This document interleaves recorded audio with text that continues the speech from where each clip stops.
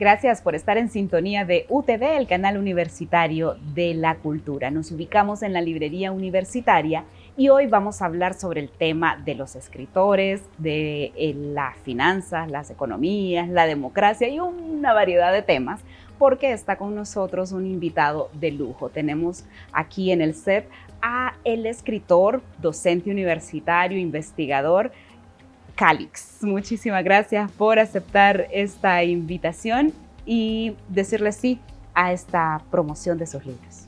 Hola Ana, mucho gusto. La verdad que es un placer estar acá.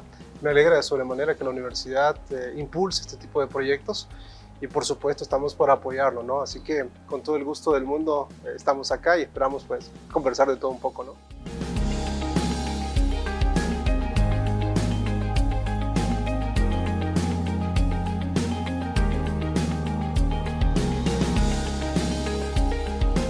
Conocido en el mundo literario como Carlos G. Calix. Y sí, bueno, la parte empresarial, la parte política, por supuesto, son una serie de libros que hemos estado trabajando en los últimos años y por supuesto la parte empresarial es uno de los aspectos que más disfruto, ¿no? Por supuesto, parte de la formación, pero al mismo tiempo creo que vale la pena seguir trabajando en temas orientados al sector empresarial, ¿verdad? ¿De dónde nace usted, Carlos? A ver, yo soy originario de La Ceiba. En La Ceiba nosotros decimos somos 0101. Yo crecí en una ciudad, Ana, donde las libertades todavía se respetaban, ¿no? Es decir, había muchas libertades para muchas cosas, disfrutábamos mucho el compartir, ¿no? En términos generales, esa impronta natural que tenemos los ceibeños, pues prácticamente donde vamos, usualmente, digamos, sale a la luz. Y bueno, crecí en esa ciudad, ¿verdad? Una ciudad que amo, disfruto siempre que voy y por supuesto es un compromiso personal que tenemos que en el lugar donde estemos, dentro o fuera del país, pues ver la manera como impulsar esa ciudad. Y particularmente menciono eso, Ana, porque, a ver, hace 100 años fue una ciudad muy próspera, económicamente hablando, hubo mucha gente que vino de diferentes partes del mundo y por supuesto había muchas libertades en términos generales. Entonces yo quisiera que pudiéramos tener otra vez en esa ciudad y en el resto del país otra vez la valoración de lo que significa la libertad en términos generales, ¿no? Y obviamente sobre todo libertad económica, que creo que los hondureños por supuesto en términos generales lo necesitamos. Carlos, ¿y cómo no sentirse un poco con esa nostalgia, ¿no? Al recordar una Ceiba hermosa, rebosante, alegre, y ahora regresar a la Ceiba nos genera más bien un sentimiento de tristeza realmente, porque vemos una ciudad deteriorada. Claro, es un tema de una percepción que también se acerca mucho a la realidad. Obviamente la ciudad sigue siendo muy alegre, ¿verdad? Eso es un hecho. El ceibeño como tal, como decido, claro, por supuesto, sí, tiene una impronta natural. Yo creo que lo que hace falta acá es hacer un recordatorio, sobre todo, de esos ceibeños o de muchos extranjeros que hoy sus hijos o nietos son ceibeños, sí, y que por supuesto lograron con mucho esfuerzo hacer de esa ciudad una ciudad próspera, ¿no? Yo siempre digo, la ciudad de La Ceiba fue la cuna de emprendedores. Sí. Yo creo que puede volverlo a hacer. Yo pienso que ahora, visualizando a 70 años en el tiempo, podríamos convertir, ¿verdad?, en poco tiempo a la ciudad hasta cierto punto en esa cuna de emprendedores digitales. Así que no se ha perdido del todo, ¿no? Creo que hay muchas cosas interesantes que se pueden rescatar y por supuesto hay mucha gente muy talentosa también en la ciudad, ¿no? En términos generales, empresariales, culturales, en diferentes facetas. Así que creo que deberíamos retomar mucho de esto, por supuesto. En efecto. ¿Y cómo va desarrollándose entonces su vida familiar en esta Ceiba? Bueno, yo prácticamente, como le digo, crecí en el seno de una familia donde creo que había muchas etapas de felicidad, ¿verdad? El hecho de estar muy cerca del mar, sí, también eso ayudaba mucho. Yo siempre cuento la anécdota que vivíamos muy cerca de la casa de Guillermo Anderson, siempre nos cruzábamos y muchas veces él estaba en el rompeolas, por así decirlo, ¿no?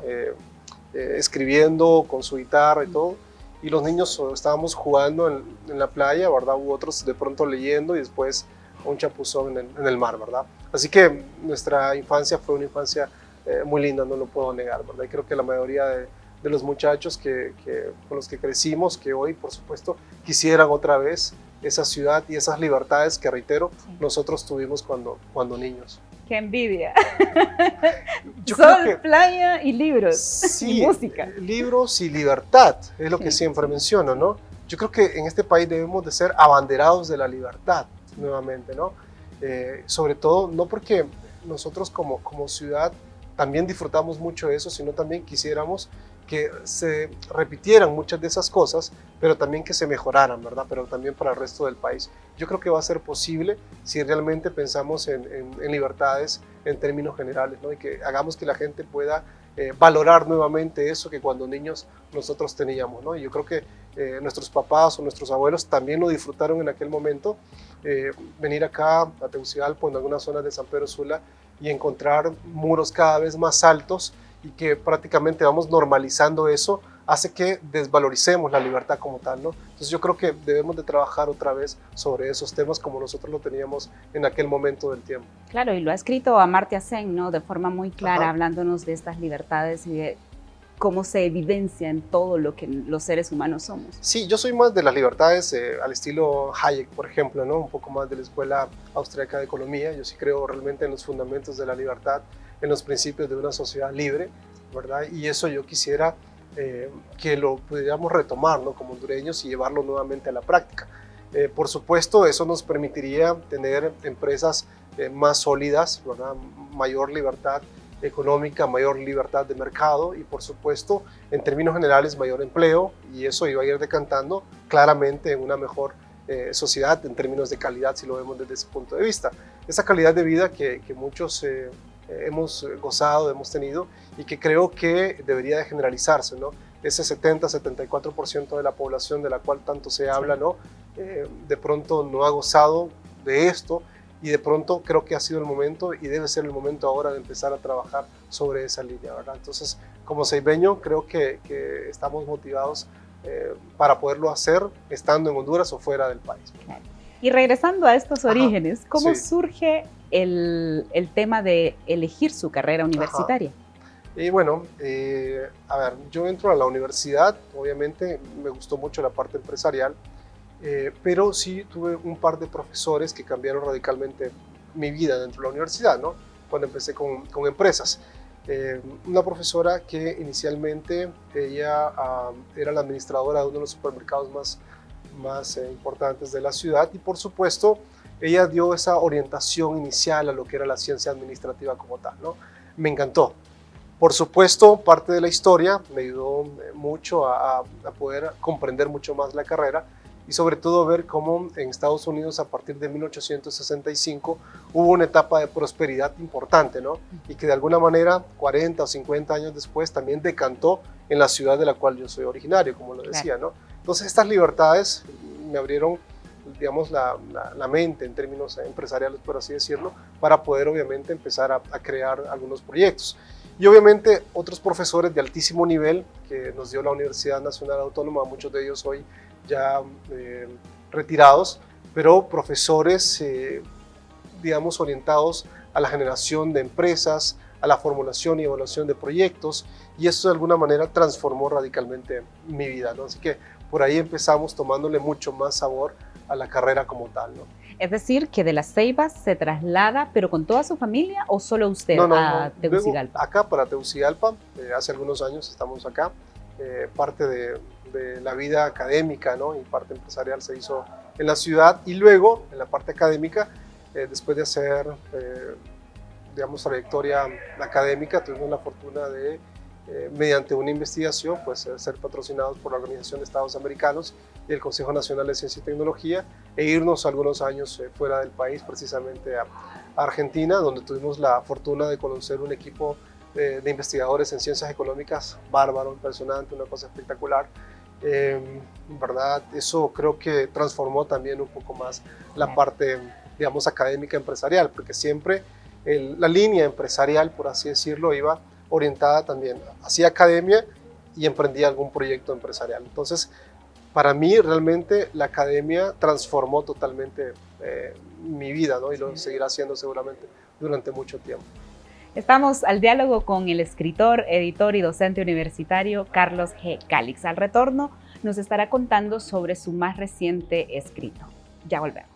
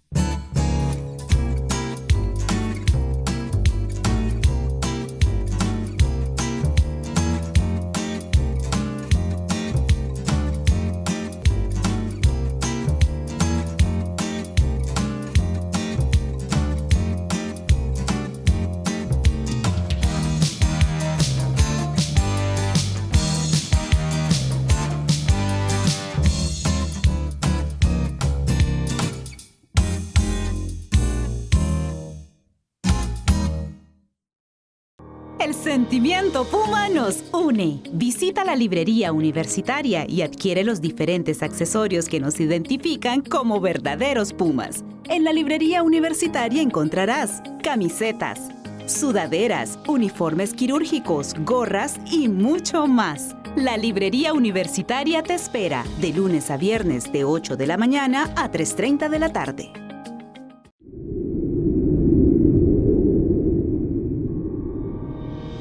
Continuamos en su programa Diálogos entre Libros, un espacio donde usted puede disfrutar y conocer más sobre las personas que convergen en esta universidad con esta diversidad de pensamiento. Hoy estamos conversando con el escritor y editor y docente universitario investigador Carlos G. Calix.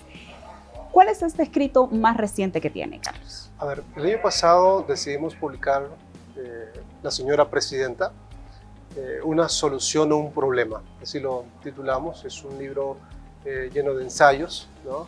Inicialmente decidimos analizar lo que venía ocurriendo, digamos, desde septiembre de 2021 hasta aproximadamente marzo de 2022. Y con eso empezamos a visualizar algunas cuestiones que probablemente podrían ocurrir y que están ocurriendo en este momento ya en 2023. Así que ese es el libro más reciente, ¿no? Un libro que ha tenido digamos, muchísima aceptación, La señora presidenta. Nos hemos enfocado precisamente en analizar las funciones, ¿verdad? Y quiero aclarar eso, nunca la persona, sino a las funciones como tal de quienes están en el gobierno. Yo siempre digo constantemente, indistintamente del color que sea, uno como ciudadano, desde un inicio debe claramente hacer señalamientos, ¿no? A quienes están en el gobierno, ¿verdad? Siempre se les debe señalar desde el inicio hasta el final y posterior a eso, ¿no? Obviamente. Así que por ahí nació esta idea de ir trabajando este libro más orientado al tema, digamos, político, ¿no? Obviamente yo escribo tanto para el sector empresarial como para la parte política, ¿no? Eso lo he venido mencionando. Y por supuesto, este libro dio la apertura para nuevas investigaciones, nuevos proyectos que en 2023 también van a estar saliendo, ¿no? Previo a eso, Ana, inicialmente habíamos comenzado con un libro que se llama Pandemia, el fin de la democracia y el último liberal. Es un libro que empezamos a escribirlo antes de la pandemia justamente, ¿no? Por ahí más o menos en noviembre previo a la pandemia. Y por supuesto ya habíamos empezado a ver algunas noticias de lo que estaba ocurriendo en China, pero también en paralelo cómo los autoritarismos estaban aumentando, tanto de derecha como de izquierda.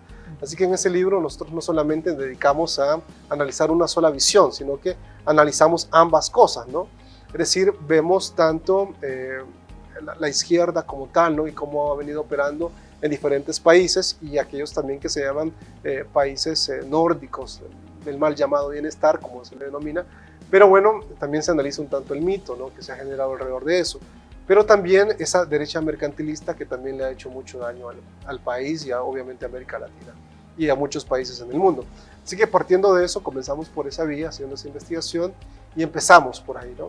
Pero más que una crítica como tal, también en ese primer libro, que era Pandemia, el fin de la democracia y el último liberal, decidimos crear un modelo teórico de reflotamiento estatal, es decir, no solamente crítica, sino también una serie de propuestas, con la idea de que a través de un gobierno mixto se pudiera obviamente generar una solución también al país o a cualquier otro país que quisiera tomar este tipo de modelo, pensando sobre todo para quienes consideran que la democracia como tal ha fracasado.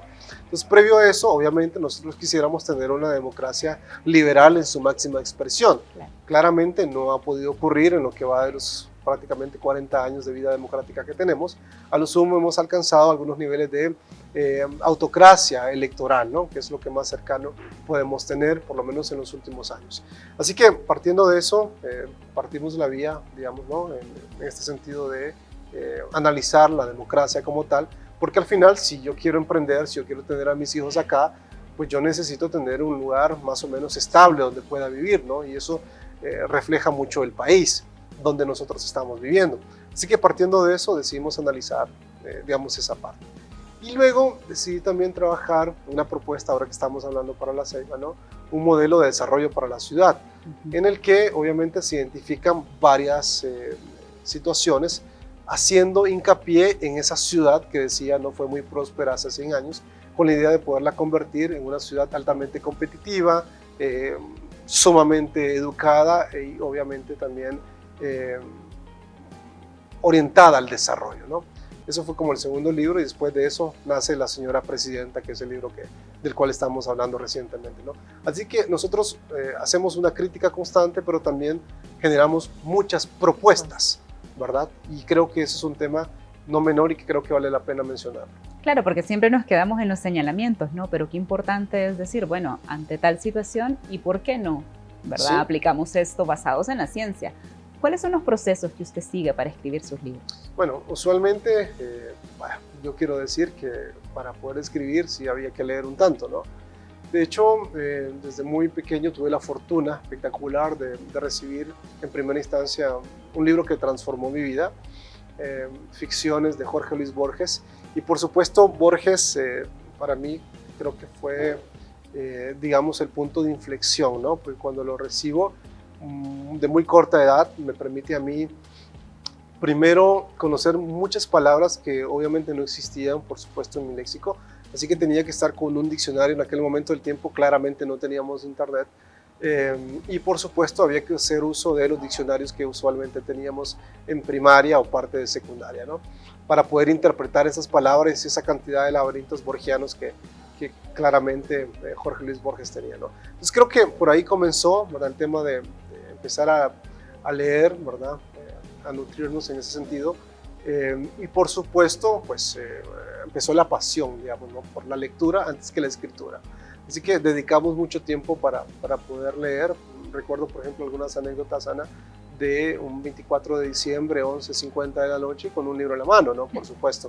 Pero la verdad que era una mezcla media rara, Ana, porque es cierto, sí, mucho de literatura, me encantaba mucho, pero por supuesto, como buen ceibeño, también claro, había que salir, ¿no? No solamente se trata de ser un típico nerd, como le puedan denominar, ¿no? Así que era una mezcla media rara, pero esa mezcla media rara pues nos ha permitido generar ciertas características, ¿no? Así que antes de escribir decidimos leer bastante, ¿no?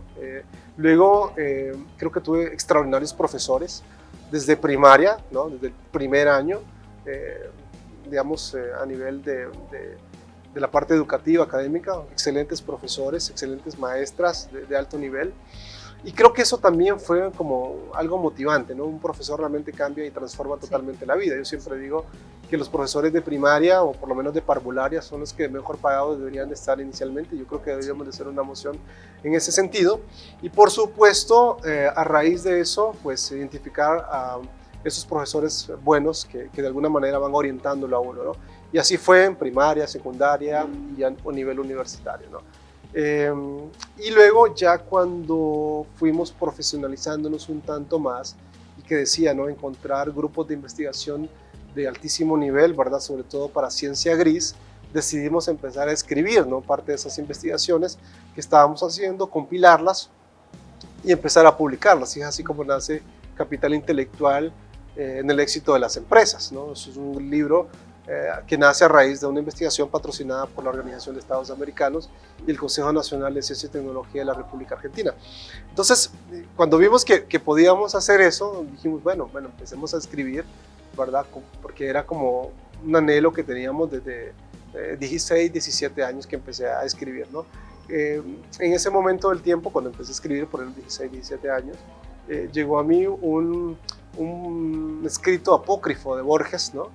Que obviamente no tenía absolutamente nada que ver con él, pero que no dejaba de tener sentido en el tema de que entre usted más lee, pues más abanico de oportunidades tiene, ¿no?, en términos generales. Entonces que creo que por ahí comenzó el tema de la pasión, antes de la escritura, el tema de la lectura, ¿no?, que hasta el día de hoy sigue siendo como un tema muy importante. Yo creo que deberíamos estarnos leyendo en promedio alrededor de unos 20 libros por mes, lo que representaría más o menos 240 libros al año, y creo que se podría generar un poco más, ¿verdad? Pero sobre todo disfrutarlos, ¿verdad? Que creo que es lo que se tiene que hacer. Al final eso es lo que permite, ¿no?, que continuemos leyendo cuando algo nos toca las entrañas y nos permite meternos en la historia o conocer más al respecto sobre un tema a través de los libros.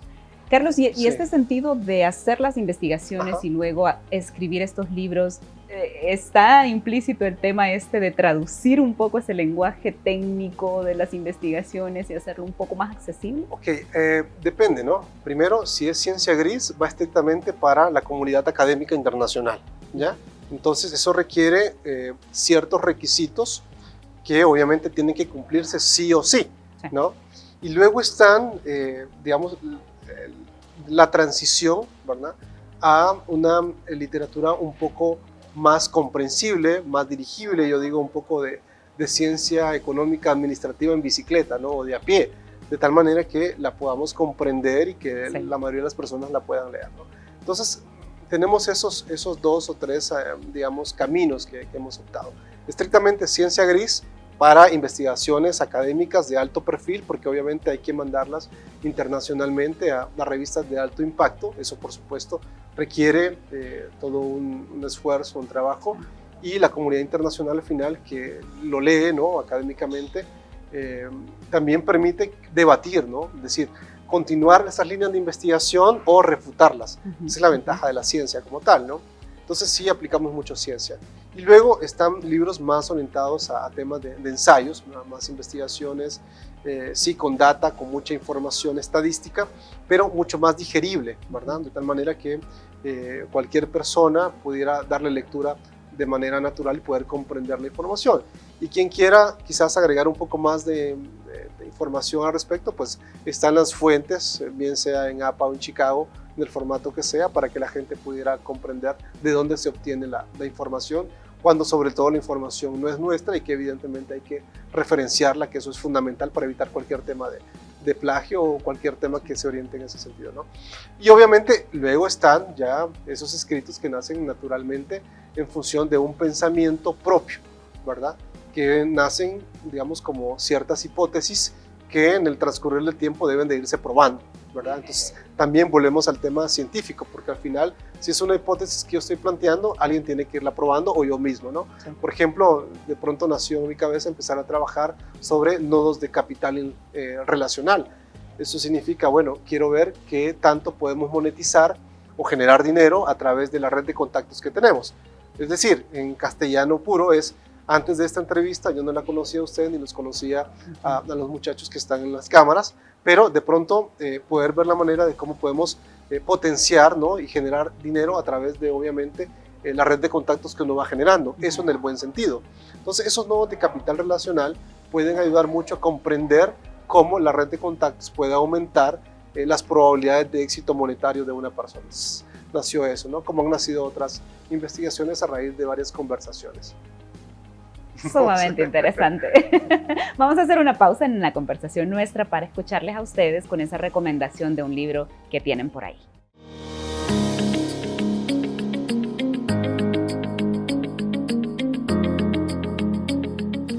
Hola, soy Valesca Herrera, psicóloga, y les voy a recomendar unos libros ligados a la temática del programa. El primero es de Rosa Montero, una escritora española, que se llama Instrucciones para salvar el mundo. Es una novela con personajes múltiples que nos pueden ayudar a ir cambiando un poco nuestros estereotipos. El segundo es de inteligencia emocional, de algo que se llama mindfulness o atención plena, que nos ayuda muchísimo al tema de la relajación y el autocuidado. Y el tercero es Los hombres que no amaban a las mujeres, una novela de misterio y de suspenso escrita por Stieg Larsson, un escritor y periodista sueco. Muchísimas gracias. Seguramente vamos a estar anotando en la libreta de las tareas pendientes esa recomendación que nos han regalado. Ya nos ha mencionado varios de los libros que han impactado su vida y que han sido provechosos. ¿Tiene seguramente algún otro que compartir con nosotros? Y sí, yo diría Fundamentos de la Libertad, por ejemplo, de Hayek, ¿no? Eso es un libro que yo creo que podría recomendar, ¿no? Eso es un libro exquisito, ¿verdad?, que creo que hace comprender la valoración del término libertad como tal. Yo creo que vale la pena. Obviamente también recomendaría La riqueza de las naciones, como usualmente se le conoce, de Adam Smith. Creo que valdría la pena también poderlo tener de cabecera, indistintamente de la carrera que uno haya estudiado o indistintamente de si uno haya estudiado o no una carrera. Y por supuesto, en temas de mercado, como lo hizo en su momento el primer digamos, presidente de esa Estonia orientada a las libertades en 1992, Larmart.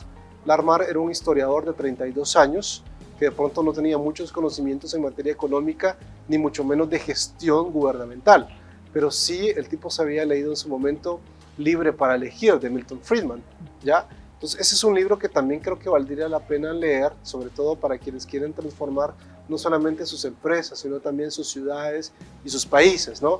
Sobre todo por el tema de las libertades. Hay quienes serían muy críticos en ese sentido por la forma en la que de alguna manera esas, digamos, opiniones vertidas por Friedman vienen a ser prácticamente un efecto, un shock bastante fuerte, pero realmente cuando vemos 40 años después de esas decisiones tomadas por Lar en Estonia y ver los que ocupan el 8º lugar en libertades económicas, pues yo claramente lo recomendaría porque yo quisiera también eso para mi Honduras, ¿no? Claro, claro. Carlos, sin duda alguna que esta conversación fue sumamente amena y pues ya queremos seguir leyendo y conocer más un poco sobre sus escritos, así que le dejo la invitación para que nos hable de estos libros que vienen, que los pueden encontrar en esta librería universitaria. Sí, por supuesto, yo sugiero, miren, yo he entrado acá a la librería universitaria, tenía mucho tiempo de no venir por acá, y la primera imagen que genera cuando uno entra a la librería universitaria es, wow, está muy linda, tiene mucha información, los precios de los libros están bárbaros, están muy buenos, ¿verdad? Excelente, eso creo que vale la pena mencionarlo. Seguramente lo mismo pasa en San Pedro Sula y quisiéramos también que en el resto de los centros universitarios regionales también pudiéramos tener librerías de este tipo, ¿no? Porque la verdad que está muy bien, no solamente diseñada en términos generales, sino también la cantidad de libros que se tienen, eso está muy bueno, ¿no? Así que yo sugiero eso en primera instancia, ¿no? Y luego, bueno, acabo de encontrar varios de los libros que ya tenemos, desde Capital Intelectual en el éxito de las empresas, obviamente libros más empresariales, ¿no? Como Administración Visionaria, que lo usamos también en el doctorado en Dirección Empresarial de esta universidad, en el cual también formo parte, ¿verdad? Y para las próximas, digamos, semanas, por así decirlo, vamos a estar lanzando una investigación y de pronto quizás lo podemos conversar porque también el lanzamiento va a ser acá en el 1847 de la universidad.